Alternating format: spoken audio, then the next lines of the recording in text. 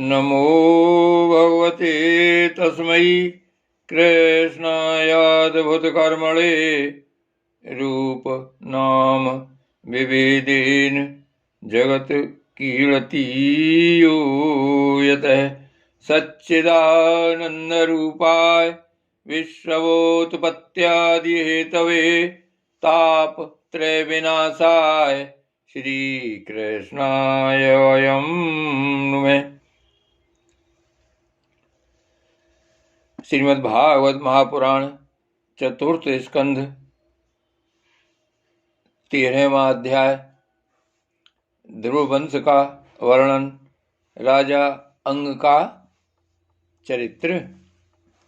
श्री सूत जी कहते हैं, सौनक जी, श्री मैत्रेय मुनि के मुख से ध्रुव जी के विष्णु पद पर आरूढ़ होने का वृतांत सुनकर विदुर जी के हृदय में भगवान विष्णु की भक्ति का उद्रेक हो आया और उन्होंने फिर मैत्रेय जी से प्रश्न करना आरंभ किया। विदुर जी ने पूछा, भगवत पारायण मुने, ये प्रचेता कौन थे? किसके पुत्र थे? किसके वंश में प्रसिद्ध थे और इन्होंने कहाँ यज्ञ किया था? भगवान के दर्शन से कृतार्थ नारद जी परम भागवत हैं, ऐसा मैं मानता हूँ। उन्होंने 5 रात्रि का निर्माण करके श्री हरि की पूजा पद्धति रूप क्रिया योग का उपदेश किया है। जिस समय प्रचेतागण स्वधर्म का आचरण करते हुए भगवान यज्ञेश्वर की आराधना कर रहे थे, उसी समय भक्त प्रवर नारद जी ने ध्रुव का गुणगान किया था।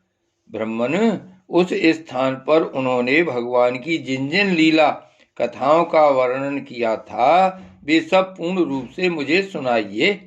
मुझे उनके सुनने की बड़ी इच्छा है। श्री मैत्रेय जी ने कहा, विदुर जी, महाराज ध्रुव के वन चले जाने पर उनके पुत्र उत्कल ने अपने पिता के सार्वभौम वैभव और राज सिंहासन को अस्वीकार कर दिया। वह जन्म से ही शांत चित्त, आसक्ति शून्य और समदर्शी था तथा संपूर्ण लोकों को अपनी आत्मा में और अपनी आत्मा को संपूर्ण लोकों में स्थित देखता था। उसके अंतःकरण का वासना रूप मल अखंड योगाग्नि से भस्म हो गया था। इसलिए वह अपनी आत्मा को विशुद्ध बोध रस के साथ अभिन्न आनंद में और सर्वत्र व्याप्त देखता था। सब प्रकार के भेद से रहित प्रशांत ब्रह्म को ही वह अपना स्वरूप समझता था तथा अपनी आत्मा से भिन्न कुछ भी नहीं देखता था। वह अज्ञानियों को रास्ते आदि साधारण स्थानों में बिना लपट की आग के समान मूर्ख, अंधा, बहरा, पागल अथवा गूंगा सा प्रतीत होता था। वास्तव में ऐसा था नहीं। इसलिए कुल के बड़े बूढ़े तथा मंत्रियों ने उसे मूर्ख और पागल समझकर उसके छोटे भाई भ्रमिपुत्र बत्सर को राजा बनाया। बत्सर की प्रियसी भार्या स्ववीर्ति के गर्भ से पुष्पार्ण, तिग्मकेतु, ईश, ऊर्ज, वसु और जय नाम के 6 पुत्र हुए। पुष्पार्ण के प्रभा और दूसरा नाम की 2 स्त्रियां थीं। उनमें से प्रभा के प्रातः, मध्याह्न और साय ये 3 पुत्र हुए। दूसरा के प्रदोष, निशीथ और विरष्टु ये 3 पुत्र हुए। विरष्टु के ने अपनी भार्या पुष्पकारिणी से सर्वतेजा नाम का पुत्र उत्पन्न किया। उसकी पत्नी आकुति ने चक्षुः नामक पुत्र हुआ। चाक्षुष मनमंत्र में वही मनु हुआ। चक्षु मनु की स्त्री नडवला से पुरु, कुत्स, कृत्रित, ध्रुम्न, सत्यवान, ऋत, व्रत, अग्निष्टोम, अतिरात्र, प्रधुम्न, शिवी और उल्मुख ये 12 सब सतगुणी बालक उत्पन्न हुए। इनमें उल्मुख ने अपनी बीवी पुष्करणी से अंग, सुमना, ख्याति, क्रतु, अंगिरा और गय ये 6 उत्तम पुत्र उत्पन्न किए। अंग की पत्नी सुनीता ने क्रूकर्मा बेन को जन्म दिया, जिसकी दुष्टता से उद्विग्न होकर राजऋषि अंग नगर छोड़कर चले गए थे।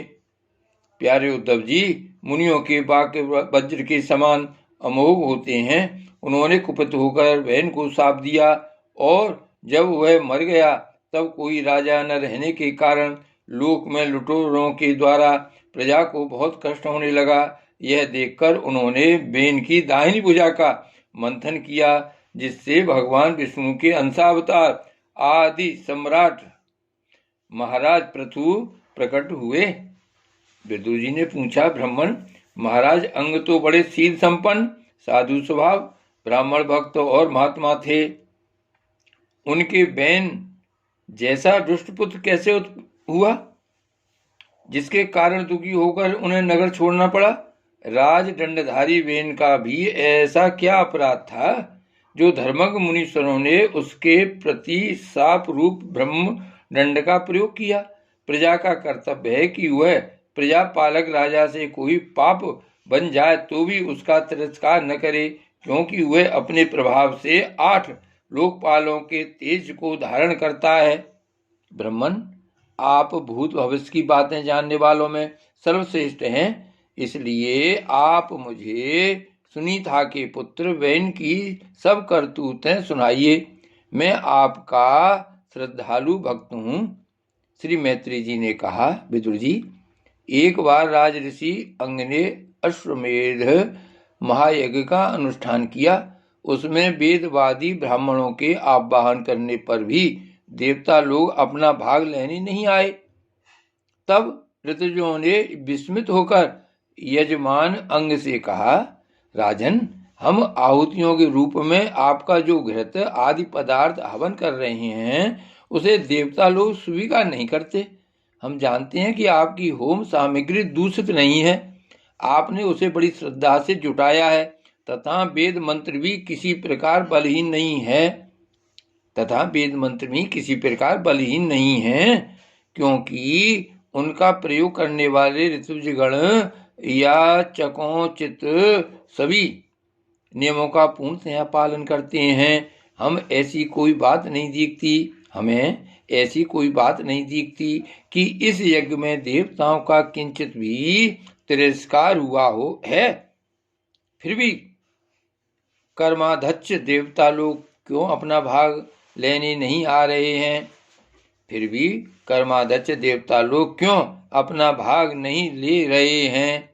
श्री मैत्री जी कहते हैं, ऋतुजों की बात सुनकर यजमान अंग बहुत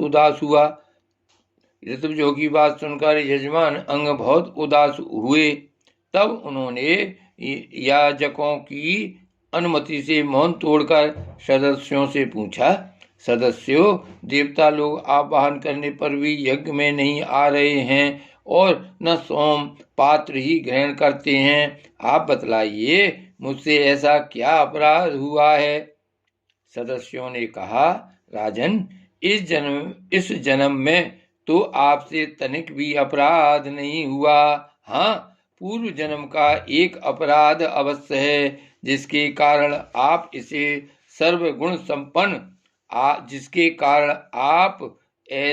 सर्वगुण संपन्न होने पर भी पुत्रहीन हैं। आपका कल्याण हो, इसलिए पहले आप सुपुत्र प्राप्त करने का कोई उपाय कीजिए। यदि आप पुत्र की कामना से यज्ञ करेंगे तो भगवान यज्ञेश्वर आपको अवश्य पुत्र प्रदान करेंगे। जब संतान के लिए साक्षात यज्ञ पुरुष श्री हरि का आह्वान किया जाएगा, तब देवता लोग स्वयं ही अपना अपना यज्ञ भाग ग्रहण करेंगे। भक्त जिस वस्तु की इच्छा करता है, श्री हरि उसे वही पदार्थ देते हैं। उनकी जिस प्रकार आराधना की जाती है, उसी प्रकार उपासक को फल भी मिलता है। इस प्रकार राजा अंग को पुत्र प्राप्ति कराने का निश्चय कर ऋतुजों ने पशु में यज्ञ रूप से रहने वाले श्री विष्णु भगवान के पूजन के लिए पुरोडास नामक चरु समर्पण किया। अग्नि में आहुति डालते ही अग्निकुंड से सोने के हार और शुभ्र वस्त्रों से विभूषित एक पुरुष प्रकट हुआ। वे एक स्वर्ण पात्र में सिद्ध खीर लिए हुए थे। उदार बुद्धि राजा अंग ने याजकों की अनुमति से अपनी अंजलि में वह खीर ले ली और उसे स्वयं सूंघकर प्रसन्नता पूर्वक अपनी पत्नी को दे दिया। पुत्रहीना रानी ने वह पुत्र प्रदायिनी खीर खाकर अपने पति के सहभाग से गर्भ धारण किया। उससे यथा समय उसके एक पुत्र हुआ। वह बालक बाल्यावस्था से ही अधर्म के वंश में उत्पन्न हुए अपने नाना मृत्यु का अनुगामी था। सुनीता मृत्यु की ही पुत्री थी, इसलिए वह भी अधार्मिक ही हुआ। वह दुष्ट बालक धनुष बाण चढ़ाकर वन में जाता और व्याध के समान बेचारे भोले भाले हरणों की हत्या करता। उसे देखते ही पूर्ववासी लोग वेन आया कहकर पुकार उठते। वह ऐसा क्रूर और निर्दयी था कि मैदान में खेलते हुए अपनी बराबरी के बालकों को पशुओं की भांति बलात् मार डालता। बेन की ऐसी दुष्ट प्रगति देखकर महाराज अंग ने उसे तरह तरह से सुधारने की चेष्टा की, परंतु वे उसे सुमार्ग पर लाने में समर्थ न हुए। इससे उन्हें बड़ा ही दुख हुआ। वे मन ही मन कहने लगे, जिन ग्रस्तों के पुत्र नहीं हैं उन्होंने अवश्य ही पूर्व जन्म में श्री हरि की आराधना की होगी। इसी से उन्हें कुपूत की करतूतों से होने वाले असह्य क्लेश नहीं सहने पड़ते, जिसकी करनी से माता पिता का सारा सुयश मिट्टी में मिल जाए, उन्हें अधर्म का भागी होना पड़े, सबसे विरोध हो जाए, कभी न छूटने वाली चिंता मोल लेनी पड़े और घर भी दुखदायी हो जाए। ऐसी नाम मात्र की संतान के लिए कौन समझदार पुरुष ललचावेगा? वह तो आत्मा के लिए एक प्रकार का मोह में बंधन ही है। मैं तो सपूत की अपेक्षा कुपूत को ही अच्छा समझता हूँ, क्योंकि सपूत को छोड़ने में बड़ा क्लेश होता है। कुपूत घर को नरक बना देता है, इसलिए उससे सहज ही छुटकारा हो जाता है। इस प्रकार सोचते सोचते महाराज अंग को रात में नींद नहीं आई। उनका चित्त गृहस्थी से विरक्त हो गया। वे आधी रात के समय बिछौने से उठे। इस समय बेन की माता नींद में बेसुध पड़ी थी। राजा ने सबका मोह छोड़ दिया और उसी समय किसी को भी मालूम न हो, इस प्रकार चुपचाप उस महान ऐश्वर्य से भरे राजमहल से निकलकर वन को चल दिए।